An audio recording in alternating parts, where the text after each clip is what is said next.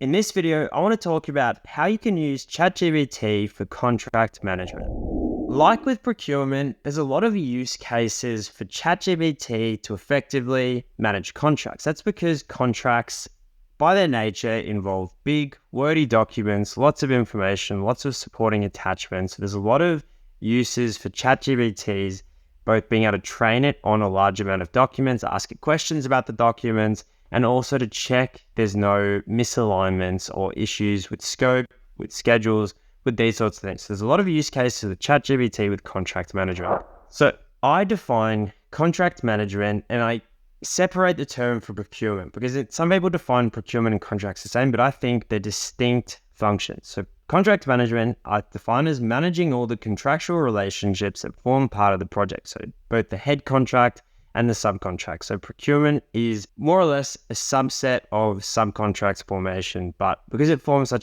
such an important role, I've sort of broken it out as its own process. But contract management, it's managing all of the contractual relationships on the project. So why does contract management matter? Well, in practice on construction projects, contracts drive everything we do. The head contract determines what we get paid from the client, and our subcontracts determine what we spend to deliver the project scope. ChatGPT has specific uses in contract management across both drafting and reviewing contracts. However, I probably wouldn't be using it to write contracts, negotiating contracts, administrating contracts, and then making contractual claims. So when things change, how to use ChatGPT to help you form contractual claims. So ChatGPT can help with the actual contract drafting process. So this could be writing and preparing a contract, preparing the supporting documentation, or even just reviewing a contract someone sent you against specific limits of authority. So you can use ChatGPT in the contract formation process. As an example, I've asked ChatGPT previously to draft a contract, and I've told it I want the contract to have liquidated damages of $1,000 a day and specific payment terms of 30 days. ChatGPT has gone through and redrafted the contract to have these specific terms. However, in reality, you wouldn't probably be using ChatGPT to draft a contract, but you could upload a sample contract that someone sent you and get it to check these specific terms. So after the contract formation process, through the contract negotiation process, you can also use ChatGPT. You could use it to track exclusions and sources of disagreement, identifying and mitigating contractual risks. So this is where we use it to review a contract and identify key clauses that you're unhappy with or that would pose risk to your organization.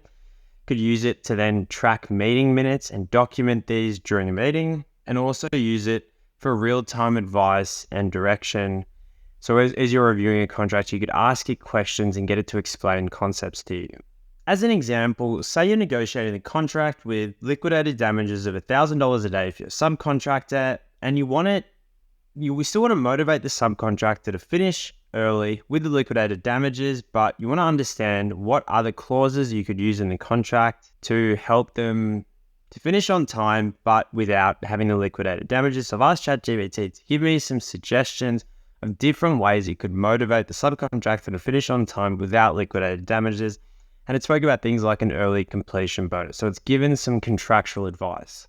Once you've signed and negotiated a contract and you move into the project execution phase, ChatGPT can help you to administrate a contract. So it can help you just simply with meeting minutes and recording documentation. I find during project execution, you have the contract gets signed, and then all these things change during project delivery. Particularly, things are discussed, things change. So you can use ChatGPT to record and document all your correspondence. You can use it to maintain contractual documentation. So use it as a pool of information and ask it questions about specific clauses or specific supporting documents. And you can also use ChatGPT to monitor performance.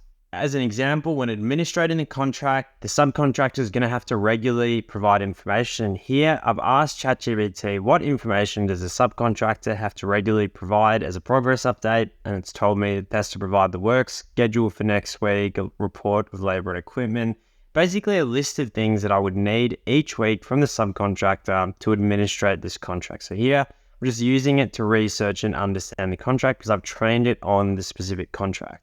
During projects, things can and will change, which is likely to lead to claims and disputes. ChatGPT can help with this process as well, managing the claims process, determining cause and effect. I think this is actually quite a good use of ChatGPT where you've trained it on data that is within the contract and you can ask it specific questions about things, can perform an impact analysis to understand the impact of a change, and also give you legal advice and dispute resolution if things are turning really sour.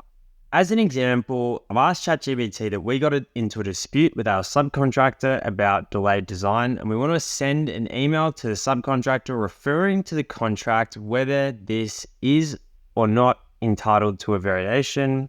ChatGPT has written an email. It's referring to the submission of quality and completions, mutual cooperation, and referring to a range of reasons why the subcontractor is not entitled to a variation. So you can see here, we're using ChatGPT to manage a potential claim from a subcontractor. It's referring to the contract to help it do this. When I see projects struggle with contract management, I really see it in 3 areas. So scope, transferring technical scope and requirements and translating that into a contract. As we've discussed, ChatGPT can help you drafting scopes of works, preparing documents, and training it on the project information. So it can help you to define scope better, can help you to then align both parties on specific contractual terms. So often there's disputes about specific terms like liquidated damages. However, the principles behind them, finishing the project on time, ChatGPT can provide you contractual advice to come up with other ways this is possible. And then as well, managing claims objectively and fairly. As we've seen, you can train ChatGPT on the documentation the contract's been developed on and almost use it as an unbiased umpire to provide direction, refer to the contract, and help you provide advice why something is or isn't a variation. But really, again, with anything, you come up with your own uses, just start using it, try experimenting with it, and you'll get to find some useful applications.